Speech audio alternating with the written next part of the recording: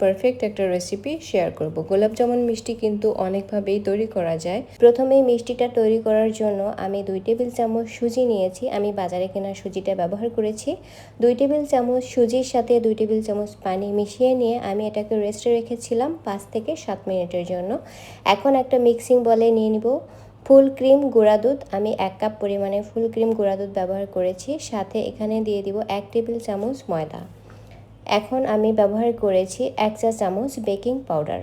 সবগুলো উপকরণ এই সমান সমান মেজারমেন্টে দিয়ে দিবেন। 1.5 চা চামচ ঘি ব্যবহার করেছি।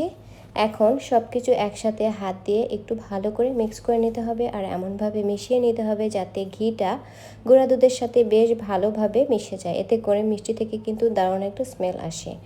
আমি হাত দিয়ে ডলে ডলে তারপরে সবগুলো উপকরণ একসাথে মিশিয়ে নিয়েছি। এখন সুজির যে মিশ্রণটা আগেই আমি তৈরি করে রেখেছিলাম সেটাও এর ভেতরে দিয়ে তারপরে সব কিছু আরও একবার খুব সুন্দর করে মিশিয়ে নিব।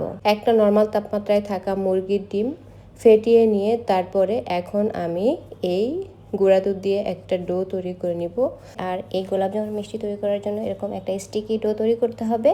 ডোটাকে আমি এখন 10 থেকে 12 মিনিটের মতো রেস্টে রাখবো। এখন আমি মিষ্টির শিরাটা তৈরি করে নিব। শিরা তৈরি করার জন্য একটা প্যানে আমি নিয়েছি 2 কাপ পরিমাণে সাদা চিনি আর 2 কাপ চিনির সাথে আমি 2.5 কাপ পানি ব্যবহার করেছি। যখন একবার বলক চলে আসবে ওই পর্যায়ে সাথে সাথে চুলার জালটা বন্ধ করে দিয়ে ঢেকে আমি এটাকে রেখে দিব এক সাইডে।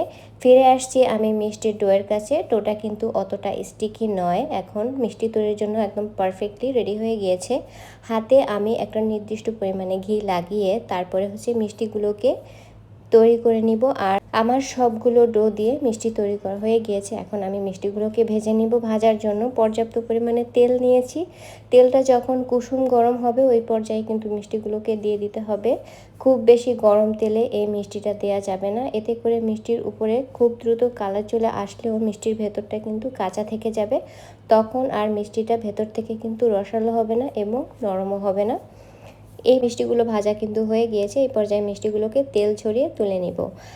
আমি যে শিরাটা তৈরি করে রেখেছিলাম সেই শিরাটাতে আরেকবার বলক এনে তারপরে গরম মিষ্টিগুলো আমি এই শিরার মধ্যে দিয়ে দিয়েছি। তবে মিষ্টিগুলো চুলা থেকে নামানোর পরে ভেজে নেওয়ার পরে জাস্ট 2 থেকে 3 মিনিট পরে আমি শিরার মধ্যে দিয়ে মিষ্টি দিয়ে তারপরে একটা স্প্যাচুলা দিয়ে শিরার সাথে ভালো করে নেড়েচেড়ে মিশিয়ে নিয়ে মিষ্টিগুলোকে আমি ঢেকে দিব এবং জাস্ট 30 থেকে 35 সেকেন্ডের মতো জাস্ট একটু ফুটিয়ে নিয়ে এইভাবেই আমি ঢেকে মিষ্টিগুলোকে রেখে দিব প্রায় 5 থেকে 6 ঘন্টার মতো। তো আমি ফিরে